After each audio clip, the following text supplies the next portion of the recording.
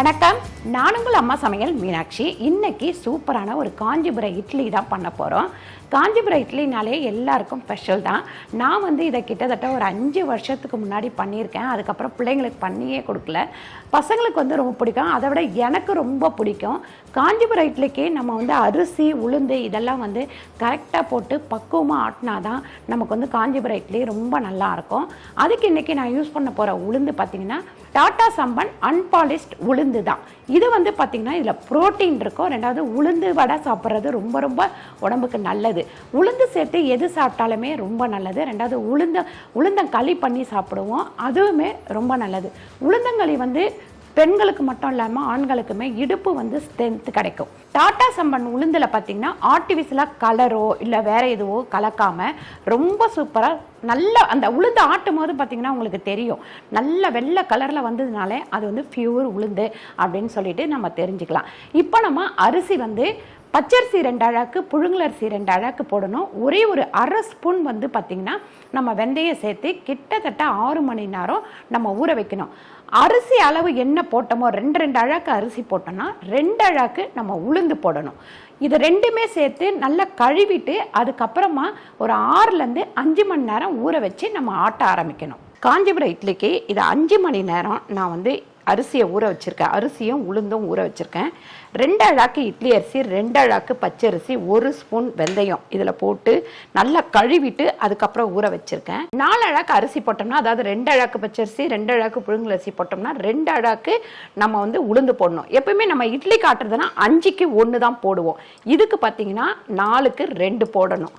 நான் டாட்டா சம்பன் உளுந்து தான் யூஸ் பண்ணியிருக்கேன். அன்பாலிஷ் இது உளுந்து பாலிஷ் பண்ணாத உளுந்து, அதனால நமக்கு நல்லா உபரி வரும். ரெண்டாவது நல்லா இட்லி ரொம்ப டேஸ்ட்டாகவும் இருக்கும். இட்லி, தோசை, வடை எல்லாமே செம்ம டேஸ்ட்டாக இருக்கும். இப்போ இதை தான் போட்டு நம்ம ஆட்டி எடுக்க போகிறோம். எப்பவுமே நம்ம காஞ்சிபுரம் இட்லி பண்ணுறோம் அப்படின்னாக்கா அரிசியும் உளுந்தும் ஃபஸ்ட்டு நல்லா கழுவிடணும். கழுவிட்டு ஊற வச்சிடணும். 5லேருந்து 6 மணி நேரம் ஊறினா தான் இட்லி நல்லா இருக்கும். இப்போ உளுந்து ஆட்டி எடுத்துக்கலாம். எப்பவுமே காஞ்சிபுரம் இட்லிக்கு ஃபஸ்ட்டு உளுந்து தான் நம்ம ஆட்டணும். அதனால் உளுந்து சேர்த்துக்கலாம்.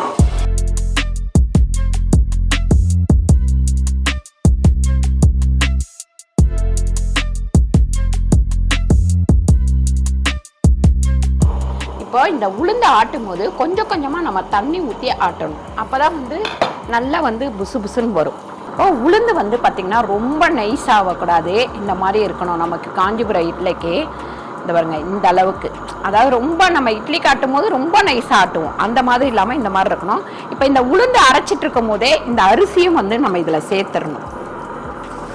தண்ணி கொஞ்சம் நல்லா இருத்துருங்க, ரொம்ப தண்ணி இருக்கக்கூடாது. இப்போ நம்ம அரிசி போட்டதுக்கப்புறம் பார்த்தீங்கன்னா இங்கே பாருங்கள் இந்த கொறுப்பு இருக்கணும். ரொம்ப நைஸாக ஆட்டிட்டிங்கன்னா இந்த இட்லி அவ்வளோவா நல்லா இருக்காது. அதனால் இப்போ மாவு வழித்து எடுத்து வச்சிடலாம். நல்லா அதை பாருங்க இந்த மாதிரி திக்னஸ்ஸு, ரொம்ப தண்ணியெல்லாம் இருக்கக்கூடாது, இந்த மாதிரி திக்னஸ் இருக்கணும். இப்படி விட்டால் அது பாருங்க பால் மாதிரி கீழே இப்படி விழணும். இப்போ நம்ம நல்லா ஆட்டினதுக்கப்புறம் ஒரு 1.5 ஸ்பூன் அளவுக்கு உப்பு சேர்த்துக்கலாம். உப்பு சேர்த்ததுக்கப்புறம் இந்த மாவில் நம்ம நல்லெண்ணெய் ஒரு 100 கிராம் நல்லெண்ணெய் ஊற்றணும். கிரைண்டரில் ஆட்டிகிட்டு இருக்கும் போதே நம்ம 100 கிராம் நல்லெண்ணெய் ஊற்றிடணும். மாவு வழித்து எடுத்துக்கலாம். இந்த பாருங்க இப்படி உழணும். நமக்கு தண்ணியாகவும் இருக்கக்கூடாது, ரொம்ப திக்காகவும் இருக்கக்கூடாது. எப்பவுமே காஞ்சிபுரம் இட்லி ஆட்டுறீங்க அப்படின்னா, மாவு ஆட்டுறீங்க அப்படின்னா கொஞ்சம் லேட்டாக ஆட்டி வைங்க. ஏன்னா நமக்கு 6லேருந்து 7 மணி நேரம் இது புளிக்கிறதுக்கு போதும். மினிமம் நம்ம 5லேருந்து 6 மணி நேரம் புளிச்சாலே போதும் இதுக்கு. அப்போ தான் அந்த இட்லி ரொம்ப டேஸ்ட்டாகவும் கிடைக்கும் உங்களுக்கு. இப்போ இட்லி மாவை நம்ம மூடி வச்சிடலாம். காலையில் இதில் சேர்க்க வேண்டியதெல்லாம் சேர்த்து நம்ம இட்லி ஊற்ற ஆரம்பிச்சிடலாம். மாவு பாருங்கள் அழகாக புளிச்சிருக்கு. கிட்டத்தட்ட 7 மணி நேரம் நல்லா புளிச்சிருக்கு. ஏன்னா நைட்டு நம்ம கொஞ்சம் லேட்டாக ஆட்டினோம். அதனால் எப்போவுமே இந்த காஞ்சிபுரம் இட்லிக்கு மாவு ஆட்டும் போது கொஞ்சம் லேட்டாக ஆட்டுங்க. அப்போ தான் காலையில் கரெக்டாக புளிச்சிருக்கும். பாருங்கள் எந்த அளவுக்கு நல்லா புளிச்சிருக்கு. அப்படியே நம்ம ஆட்டும் போதே கொஞ்சம் நல்லெண்ணெய் ஊற்றியாச்சு, உப்பு போட்டாச்சு. அந்த நல்லெண்ணெய் ஊற்றிட்டோம் அப்படின்னாலே அதோட டேஸ்ட் செம்மையாக இருக்கும். இப்போ இதில் நம்ம பருப்பு இதெல்லாம் வதக்கி கொட்டணும். இங்கே ஒரு 3 ஸ்பூன் அளவுக்கு நம்ம எண்ணெய் ஊற்றிக்கலாம்.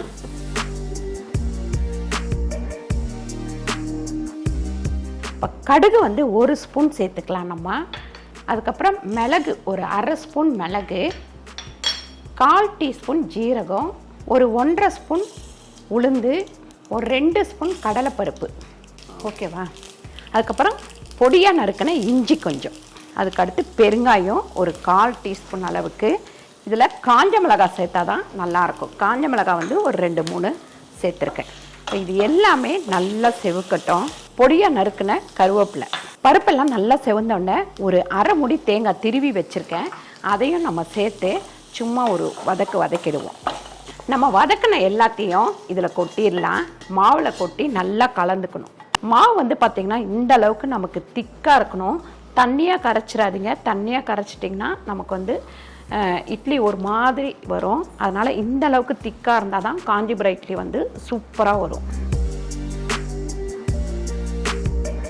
இப்போ நம்ம காஞ்சிபுரம் இட்லிக்கு இந்த டம்ளரில் வந்து எண்ணெய் தடவிக்கலாம். நல்லெண்ணெய் தடவுங்க, அப்போ தான் கொஞ்சம் நல்லாயிருக்கும். நம்ம ஒரிஜினல் காஞ்சிபுரம் இட்லி அப்படின்னாக்கா அந்த வாழை இலையில் வந்து மந்தார இலையில் ஊற்றுவாங்க. அதுக்கு ஒரு கூடை மாதிரி இருக்கும், அந்த கூடையில் வச்சு மந்தார இலை வச்சு ஊற்றுவாங்க. இப்போ நம்ம வீட்டில் வந்து டம்ளர் தான் இருக்குது, அதனால் டம்ளரில் ஊற்றிக்கலாம். டம்ளர் சின்னதாக கிண்ணம் அந்த மாதிரி எதில் வேணாலும் ஊற்றலாம். உங்களுக்கு என்ன ஷேப்பில் வேணுமோ அதுக்கேற்ற மாதிரி ஊற்றிக்கலாம். இப்போ இதில் ஃபுல்லாக ஊற்றாதீங்க, ஒரு 3/4 டம்ளர் ஊற்றுங்க, அப்போ தான் வெந்து வர்றதுக்கு கரெக்டாக இருக்கும். இப்போ நம்ம தண்ணி இந்த மாதிரி நல்லா கொதிச்ச உடனே தான் உள்ளே வைக்கணும். நம்ம அப்படியே மூடி வச்சிடலாம். இட்லி பார்த்திங்கன்னா இங்கே ரெடி ஆகிட்டே இருக்குது. இது வேகிற வேலைக்கு நம்ம வந்து இதுக்கு வந்து பார்த்திங்கன்னா நம்ம புதினா சட்னியும் தேங்காய் சட்னியும் ரொம்ப டேஸ்ட்டாக இருக்கும். கார சட்னியும் கூட நம்ம யூஸ் பண்ணலாம். ஆனால் இது ரெண்டும் வந்து ரொம்ப நல்லாயிருக்கும். அதனால் இப்போ தேங்காய் சட்னியை அரைச்சி எடுத்துக்கலாம். இஞ்சி வந்து ஒரு சின்ன பீஸ் வந்து மிக்சி ஜாரில் போட்டிருக்கேன். இப்போ ஒரு 6 மிளகாய் போட்டுக்கலாம். பச்சை மிளகாய் 6 மிளகாய், ஒரு அரை முடி தேங்காய். தேங்காவில் வந்து பின்னாடி இருக்கிற அந்த ஓடு வந்து எடுத்துடணும், அந்த கலரில் இருக்குது இல்லைங்களா, அதை எடுத்துகிட்டு போட்டிருக்கேன். உப்பு பார்த்திங்கன்னா ஒரு அரை ஸ்பூன் அளவுக்கு உப்பு. உடச்சக்கல்ல ஒரு 25 கிராம், அதாவது இப்படி ஒரு 2 ஸ்பூன் உடச்சக்கல்லை போட்டால் போதும். இது அப்படியே ஃபஸ்ட்டு வந்து நம்ம அரைச்சிட்டு அப்புறம் தண்ணி ஊற்றிக்கலாம். முதல்ல ஒரு 2 சுற்று சுற்றிட்டு அதுக்கப்புறமா நம்ம தண்ணி ஊற்றிக்கலாம். அப்போ தான் வந்து தேங்காய் நல்லா மசியும். இப்போ தேங்காய் சட்னி வந்து ரெடி ஆயிடுச்சு. இப்போ நம்ம காஞ்சிபுரம் இட்லி ரெடி ஆயிடுச்சான்னு பார்க்கலாம். இந்த மாதிரி குச்சி இல்லை கத்தி ஏதாவது ஒன்று எடுத்துக்கோங்க. இது பாருங்கள், இதுக்குள்ளே விட்டிங்கன்னா ஒட்டாமல் வந்திருக்கு பாருங்கள். இப்போ காஞ்சிபுரம் இட்லி ரெடி ஆயிடுச்சு. இப்போ இது கொஞ்சம் நல்லா ஆறின உடனே நம்ம எடுத்து தட்டில் வச்சுக்கலாம். புதினா சட்னிக்கு 2 ஸ்பூன் வந்து எண்ணெய் ஊற்றிருக்கிறேன். இது வந்து நல்லா வதக்கிக்கலாம். ஃபஸ்ட்டு ஒரு 2 ஸ்பூன் அளவுக்கு நம்ம உளுந்து சேர்த்துக்கலாம். இதில் உளுந்து கொஞ்சம் நல்லா செவந்த உடனே பூண்டு, இஞ்சி இதெல்லாமே சேர்த்துக்கலாம். ஒரு 2 துண்டு இஞ்சி, அதுக்கப்புறம் ஒரு 7-8 பல் நம்ம வந்து பூண்டு, அப்புறம் பச்சை மிளகாய் ஒரு 10 பச்சை மிளகாய், அதுக்கப்புறம் தேங்காய் வந்து ஒரு அரை முடி தேங்காய், திருவுன தேங்காய், ஒரு 2 கட்டு புதினா, ஒரு அரை ஸ்பூன் அளவுக்கு உப்பு. இது எல்லாமே ஒரு வதக்கிக்கலாம். இப்போ நம்ம புதினா சட்னிக்கு எல்லாமே நல்லா வதங்கிடுச்சு. மிக்சி ஜாரில் போட்டு அரைச்சி எடுத்துக்கலாம். புதினா சட்னிக்கு ஒரு லெமன் நம்ம புழிஞ்சு ஊற்றிக்கலாம். இப்போ அரைச்சி எடுத்துக்கலாம். 2 சட்னியும் தாளித்து எடுத்துக்கலாம். 3 ஸ்பூன் எண்ணெய் ஊற்றிருக்கேன். இதில் கடுகு உளுந்து ஒரு ஸ்பூன் போட்டிருக்கேன். காஞ்ச மிளகாய் ஒரு 4. இப்போ கருவேப்பிலை சேர்த்துக்கலாம்.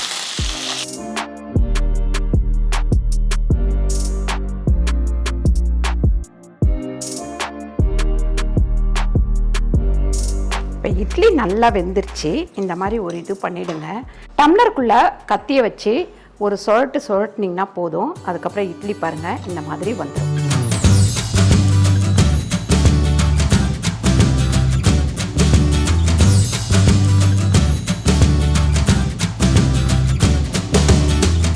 சூப்பரான காஞ்சிபுரம் இட்லி ரெடி ஆயிடுச்சு. உங்களில் யாருக்கெல்லாம் காஞ்சிபுரம் இட்லி பிடிக்கும் அப்படின்னு சொல்லிட்டு கீழே வந்து கமெண்ட் பண்ணுமா. கண்டிப்பாக நீங்கள் ட்ரை பண்ணி பாருங்கள்.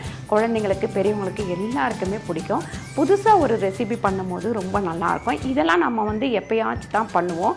ஒரு சில வீட்டில் இது ரொம்ப பிடிக்கும்னு சொல்லிட்டு அடிக்கடிக்கு பண்ணிகிட்டே இருப்பாங்க. நான் வந்து இன்றைக்கி டாட்டா சம்பன் அன்பாலிஷ்ட் உளுந்தில் தான் பண்ணியிருக்கேன். நீங்களும் டாட்டா சம்பன் உளுந்தில் ட்ரை பண்ணிவிட்டு எப்படி இருக்குது அப்படின்னு சொல்லிட்டு கீழே கமெண்ட் பண்ணுங்கள். இந்த வீடியோ உங்களுக்கு பிடிச்சிருந்தா லைக் பண்ணுங்கள், ஷேர் பண்ணுங்கள், சப்ஸ்கிரைப் பண்ணுங்கள், ஃபேஸ்புக்கில் ஷேர் பண்ணுங்கள், மறக்காமல் கமெண்ட் பண்ணுங்கள். நன்றி, வணக்கம்.